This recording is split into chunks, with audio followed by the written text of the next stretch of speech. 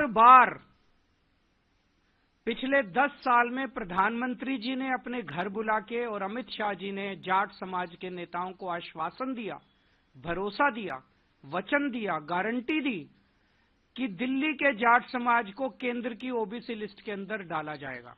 पिछले 10 सालों में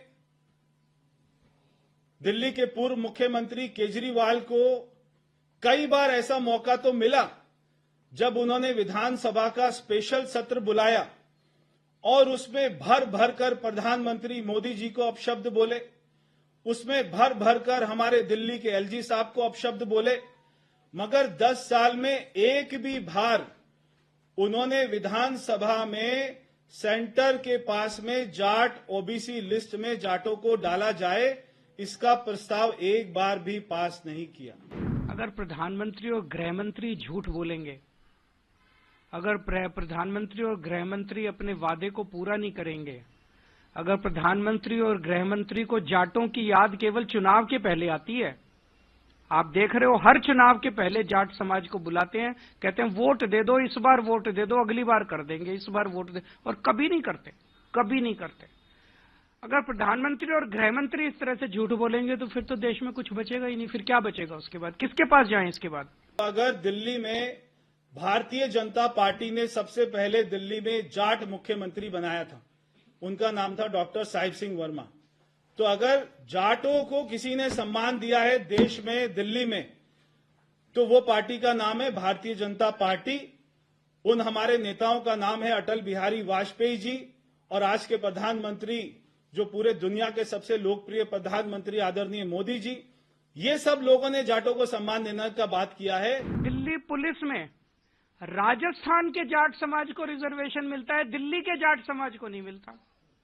एनडीएमसी में, डीडीए में, सफदरजंग अस्पताल में, ऑल इंडिया मेडिकल में राजस्थान के जाट समाज को रिजर्वेशन मिलता है, दिल्ली के जाट समाज को नहीं मिलता। दिल्ली के अंदर दिल्ली वालों को रिजर्वेशन नहीं मिलता, बाहर वालों को मिलता। भाई ऐसा क्यों?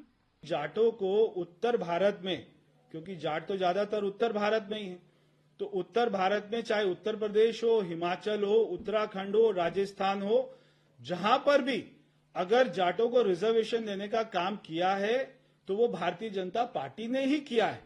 केजरीवाल को तो जाटों से बदबू आती है, केजरीवाल के घर तो जाटों की एंट्री नहीं हुई कभी आज तक। केजरीवाल जी ने आज तक डॉक्टर साहिब सिंह वर्मा जी का समाधि स्थल के ऊपर में कोई भी शब्द नहीं बोला कि इतने बड़े जाट नेता हुए दिल्ली के, उनका समाधि स्थल तो बनवा दीजिए, क्योंकि सरकारी जमीन पर उस समय जब उनकी अंत्येष्टि हुई थी तो वो स्टेट ऑनर के साथ हुई थी, तो उसके ऊपर भी आज तक उन्होंने कोई जवाब नहीं दिया। तो मैंने कल प्रधानमंत्री जी को चिट्ठी लिखी है, उस चिट्ठी की कॉपी अभी आप सब लोगों को बांट दी जाएगी। मैंने प्रधानमंत्री जी को उनके वादे, उनके और अमित शाह जी के वादे याद दिलाए हैं कि आप ये वादा पूरा कीजिए और जाट समाज के साथ धोखा किया गया है। हमारे जाट सैनिकों ने पाकिस्तान पे जाके वहां पे दुश्मनों को मारा था और ये उन्हीं के ऊपर में सवाल उठाता था अरविंद केजरीवाल। जितने भी देश में जो भी जाट हैं अपना फोर्सेस में, ये उनके ऊपर में सवाल उठाता था। तो हमारी मार्शल कौम के ऊपर में सवाल उठाने की अरविंद केजरीवाल की हिम्मत हो जाती है, उसके बाद में वो उनका हितैषी हो जाता है।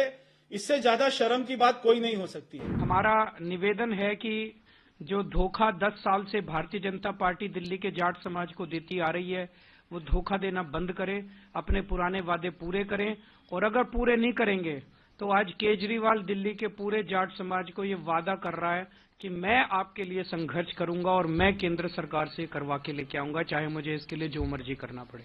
अगर आपने 11 साल में कुछ एक काम भी किया होता तो आपको ये चिल्लाने की जरूरत नहीं पड़ती। आप ये चुनाव लड़िए, शांति से लड़िए, बिना भेदभाव के, बिना हमको जातियों में बांटकर, और उसके बाद में दिल्ली की जनता के ऊपर में फैसला छोड़ दीजिए।